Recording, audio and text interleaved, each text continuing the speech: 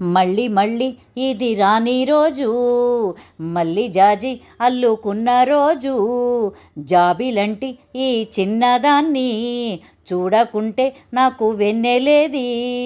ఏదో అడగాలని, ఎంతో చెప్పాలని, రగిలే ఆరాటంలో వెళ్ళలేను, ఉండలేను, ఏమి కాను.